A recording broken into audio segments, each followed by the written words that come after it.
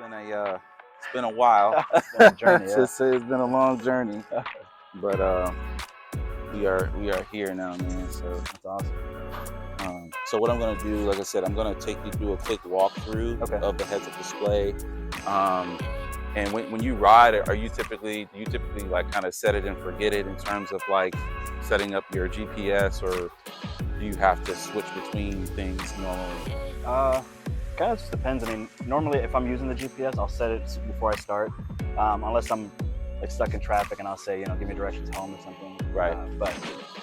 Yeah, I usually just set it, forget it. I try not to mess with too many things, like either GPS or I turn on my music and I just go. Okay. Okay. Cool.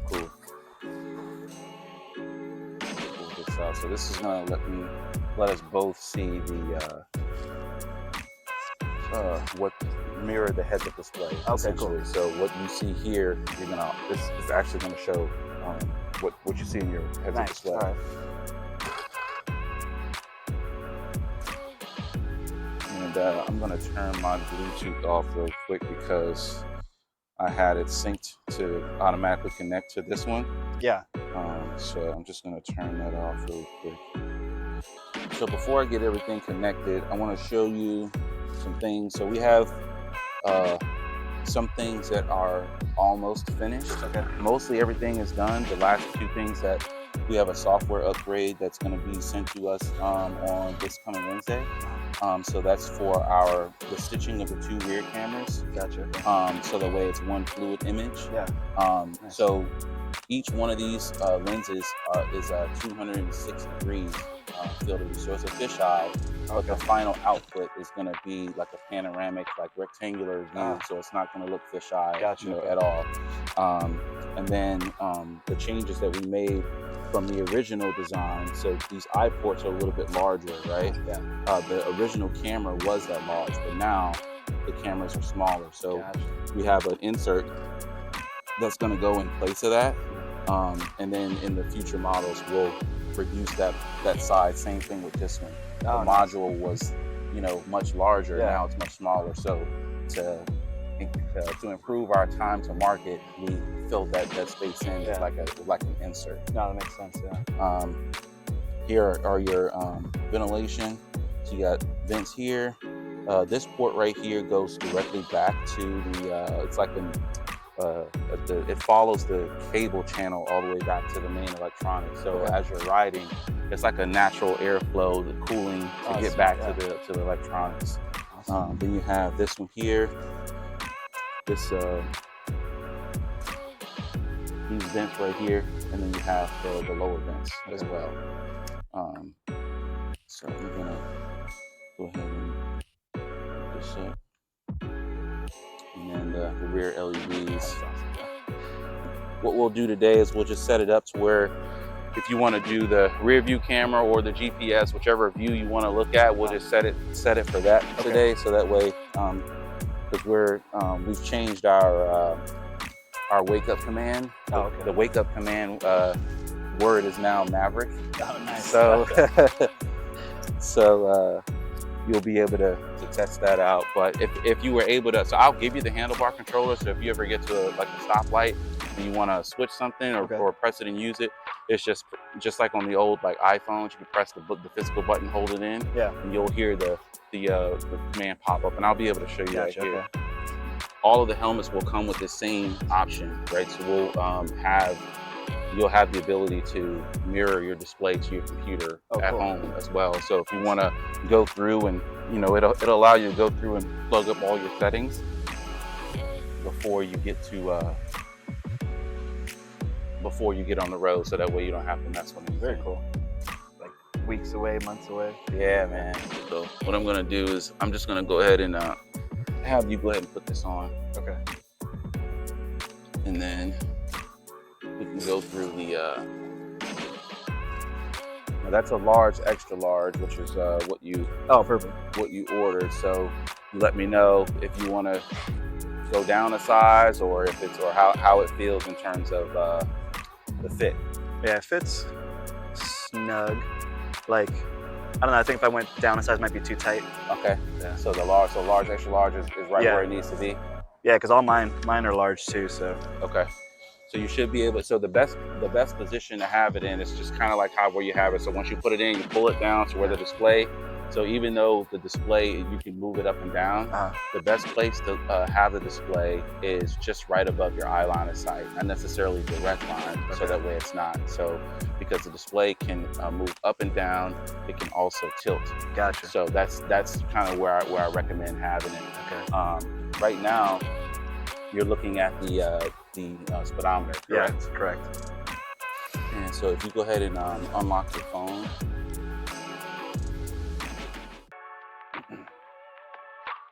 All right, cool. And then go to your Bluetooth. Oh. All right, Bluetooth. Okay. Now it should be showing this one right here. So if you click that, and then it's gonna pair, and then you can do it for your contacts and everything. I saw the Bluetooth pop up on this. Okay. So it's connecting to CarPlay now. I'm gonna put the volume at 60%. So one of the things that, and I'm gonna go ahead, give me 1 second. Yeah. Let me sit this down. So one of the other things that's gonna be a part of the software update is our voice commands. Like you saw the voice command where it said to increase volume, decrease volume. Yes. So instead of right now, the system does it incrementally in like 10% when you do that. Yeah. But we've implemented additional voice commands, so you can just say volume 25%, 50%, so that way you don't have to keep saying it every time or press and hold. The other thing is right now, if you have both your music playing and the rider-to-rider comms on, it's and you're adjusting the volume, it's only going to adjust the volume for the comms channel. Okay. So we implemented another voice command so that way you can differentiate between which one you actually want to lower. For calls, for receiving calls, and then once you get into the comms channel, in the settings, you have the option to either have the music cut out completely, or you can have the music playing in the background. Okay. So I'm not sure. Like I think you have. What do you have? A Cardo or a Senna? A Senna. How is the functionality with that right now for you? Like if you're on the comms, are you able to listen to music at the same time? Yeah, the comms, yes, and then the phone call just shuts off. It shuts off. Yeah. Okay. Yeah. So you'll be able to still listen to music on both comms and phone call if you want. Yeah. But you can set that in your perfect. Yeah. in your settings. So let me get the other controller here. I'll go ahead and connect these two, and I think I have the. And this one, as you can see, is our this is a clear visor, and this is the photochromic visor. Okay. So. Yeah, I've never used a photochromic visor before, so. Yeah. I've always just had either a smoke or a clear. Okay. So with the, I think before, so I'm not sure if you have you looked at any of the updates for all the new features that we. I saw the last update you guys put out. Okay, so before, we were originally only looking at just the unlimited range rider-to-rider comms, but now we have 3 options. One of those options is the same Bluetooth mesh technology that Senna and Cardo use. Okay. So I'm going to connect this to the public channel right now. Okay. So you get like 10 public channels, and then you also get you can create a private channel as well. Oh, nice. Okay. So this way, so I'm going to connect both of these to the public channel. Okay. And then that way we'll be able to communicate while you're riding. Okay. And will that be a voice command too, to be able to do that or not? Yeah. It'll be. So right now the voice command only opens the public intercom, which is the unlimited range, which is through the app. Okay. So that's the other as a part of that software update that we're going to get Wednesday. You'll be able to also jump into the mesh intercom or the RF intercom, depending on which one you're using. Yeah. So right now the intercom is open. I'm gonna put you back into Apple CarPlay, so you should be able to see that and hear the music. Oh, that's so crazy. And then here's so you can play around with the controls, the same thing, up, down, left, right. So you should be able to hear me now, right? Yeah, I can hear you. Okay. And then so if you like press and hold on the up arrow. Yep, press and hold, you'll see the volume go up, and so that's how you can control the volume there. But you can also, like I said, once we implement the update, the software package with the new voice command, you can say, you know, that voice command. So if you want to do it now, press and hold that, and then you can say increase volume, and then it'll adjust. Increase volume. And then so when you have Apple CarPlay enabled, just like how you do right now, right? The system now can respond to either our voice command prompts to control other functions of the helmet, or you can use your Siri function. So if you say the command, it should wake up the system, and then you can tell it to, just like how you would, to navigate to wherever. So try that out and let me know how to. Like correct for Siri? Yeah. Whatever you say to wake up Siri now. Siri, go to Maps. Oh, yeah, she's doing it. Okay, cool. Yeah, so they took Apple took away the hey function. So okay, cool. And then you can say whatever, Siri, navigate home or whatever. But it's doing it in the helmet, correct? Yes. Yeah, it's just like CarPlay. I can see it on the helmet. Siri, give me directions home. And then once you get used to the voice commands and everything, and once you get the final helmet, then you won't really need the control module, but we give that as a backup just in case you need to navigate. And then software sometimes is buggy, right? Even you know, sometimes I'll ask my phone and then it won't respond, and then I'll have to physically type it in. But no, that's awesome. Yeah, I mean, even just that's incredible to see that much behind me. Yeah.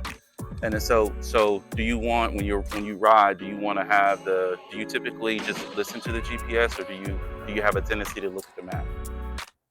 Well, so both. I mean, if I know where I'm going, I can listen. But if I've never been there before, then I'll definitely be glancing at the map all the time. So. Okay.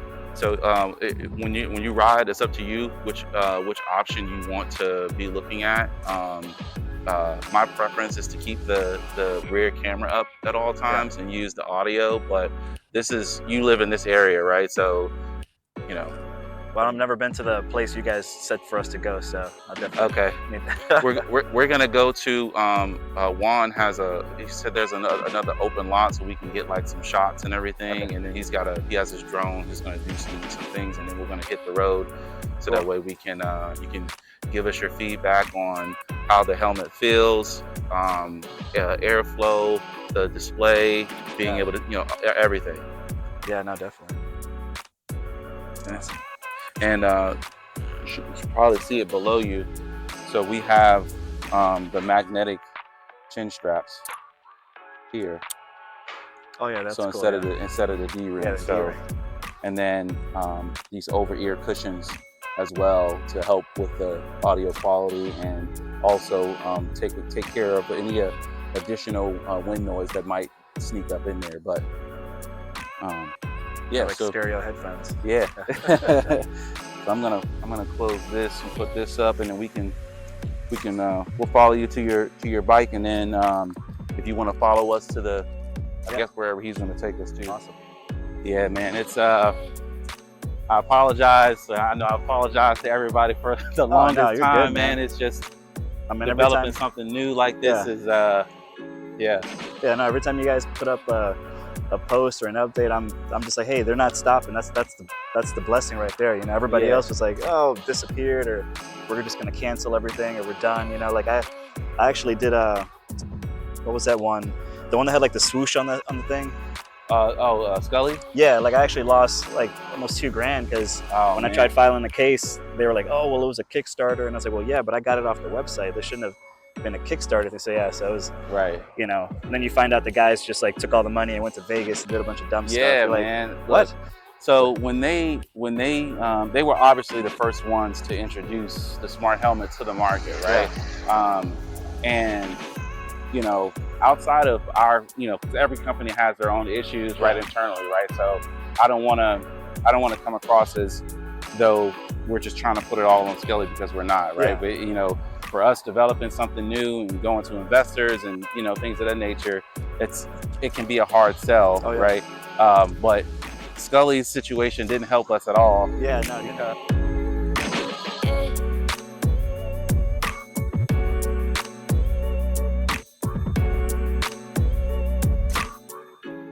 So Sebastian, one other thing is, well, let me ask you first. How does the weight of the helmet feel to you?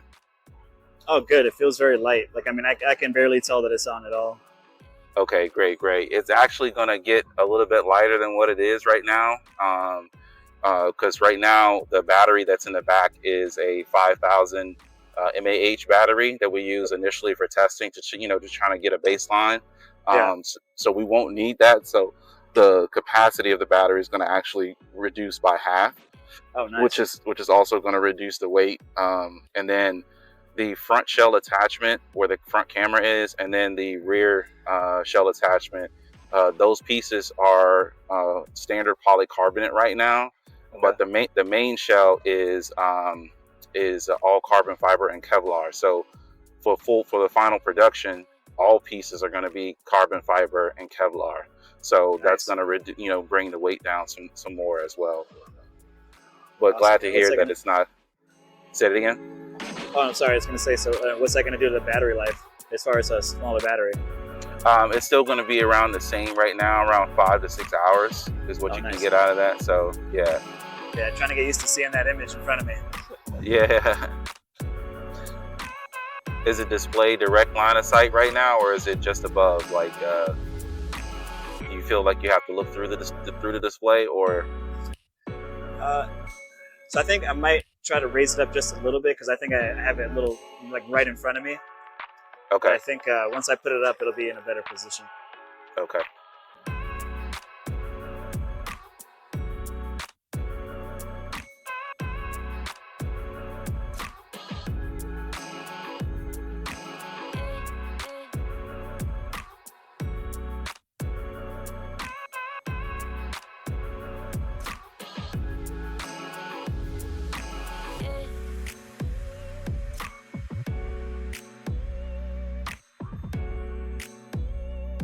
Do you have the rear view up, or do you have the navigation? No, rear view. Okay.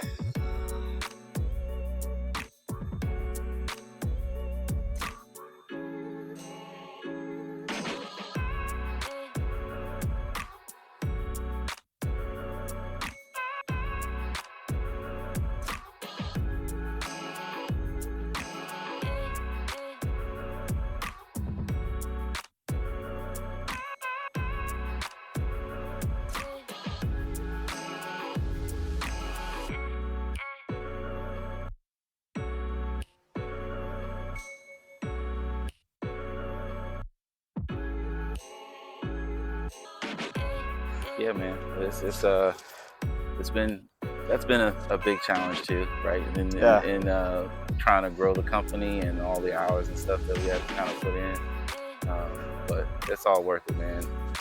Well, I definitely think even after like this initially kicks off, I mean, it's just going to change everything, you know, especially because you guys are the only ones that actually took it to market and like didn't give up, and so I think that's important. Like, I'm a person where, people who work hard, provide good products, services. Like I still got the guys that do my bike. I used to live in Virginia Beach, and I still drive down there for them to do work on my bike because they were just awesome guys, Yeah. So, yeah, man, that's good, man. And I so in terms of customer service,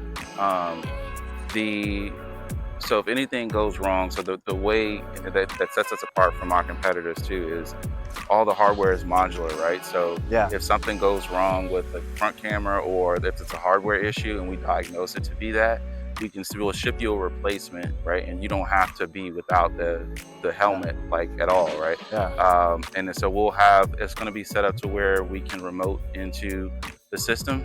Of course, you have to give us permissions to do that, but so we'll be able to remote in, diagnose the issue, and go from there. So so you guys won't have to worry about support. And a part of the time frame that we're in right now is finalizing all the rigorous additional testing to make sure that we get as many of the bugs worked out before we actually ship it. What's up, boss? You ready to go? Okay.